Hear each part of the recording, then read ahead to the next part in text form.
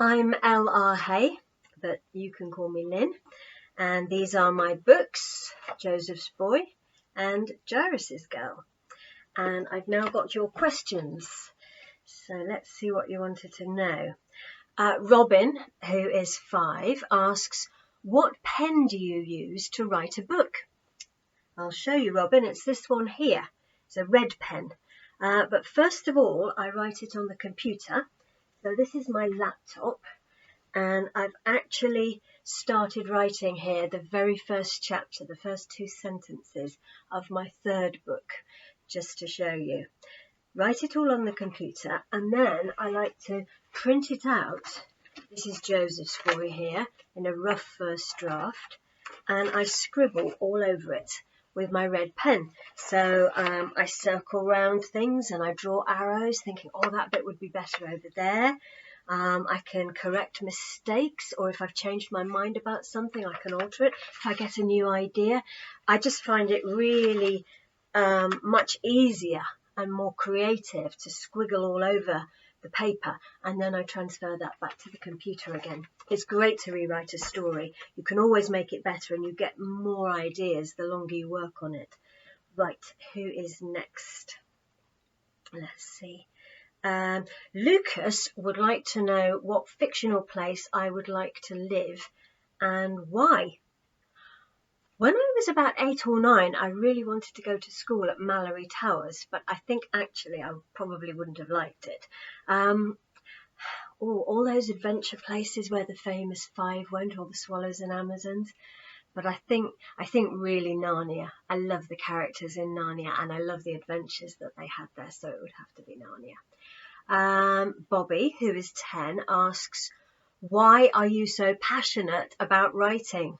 Haha! Wow, how long have you got? I just love storytelling. I always have. When I was 2, that was the first time my mum and dad took me to the theatre, and I wouldn't go out at the interval in case it started again. I'm an actor as well as a writer, and I just love telling stories, writing stories, listening to stories, watching them, reading them. I think it's the best gift, a story, the best gift that we can give each other. Do you like being a writer? Yes, I do. How many words are in your book?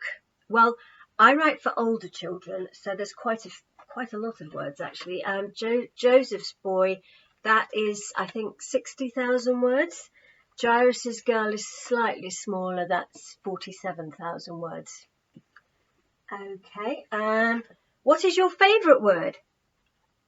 What kind of a question is that? How can I possibly choose? Words are just amazing. That's a good word, amazing. Yikes, Bob, flabbergasted, serendipity. There's just way too many. We'll be here forever. Helena, who is 5, says, did you ever get in trouble for making up stories when you were little? Actually, Helena, I think it was the other way around. My teacher encouraged me. She was keen for me to make up stories. I even wrote a play when I was at primary school, and we put it on and all the mums and dads came to watch it.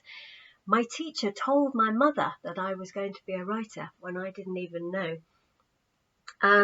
What is the hardest part of writing a story, says Patrick, who is 8.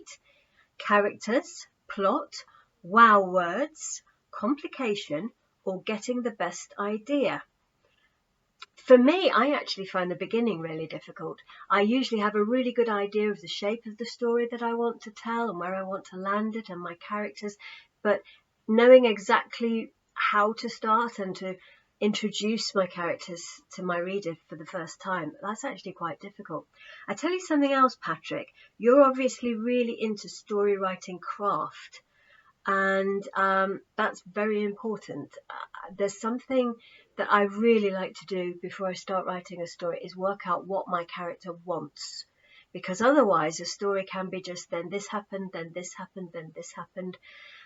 If you know what they want and what's stopping them from getting what they want, that really helps you to give that proper structure to your story.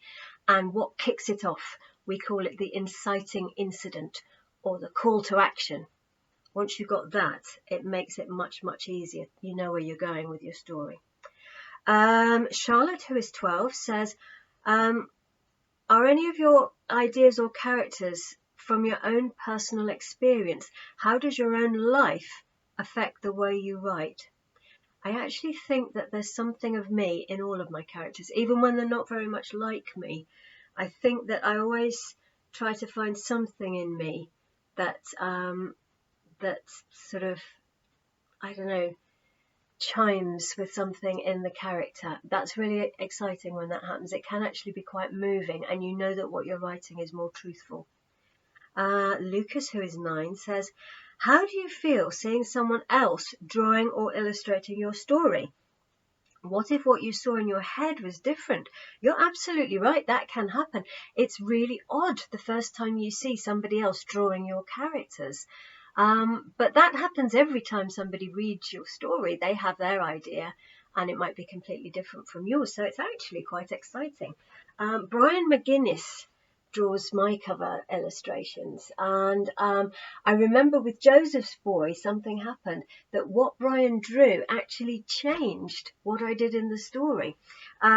We'd been discussing this, and I was saying it would be great to have like a traditional scene of the birth of Jesus, the nativity that we do at Christmas, and Jamie, my main character, is very grumpy about it because he's the older stepbrother, and now nobody's interested in him. They all want to see baby Jesus.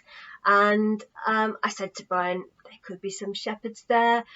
There will be a shepherd child in the story, maybe 2. It's up to you. Do whatever you like. And what he's done, there is a shepherd boy there, but also there's this other shepherd child. Just look at that character. She is so gorgeous.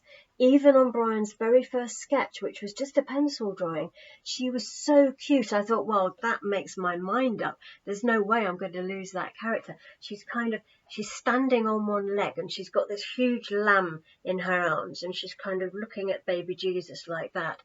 And I thought, that was wonderful, the way she's holding that lamb. I'm going to use that throughout the whole thing. She never puts the lamb down. So funny. And that was completely from what Brian drew, changed the way that I wrote that character. I love it.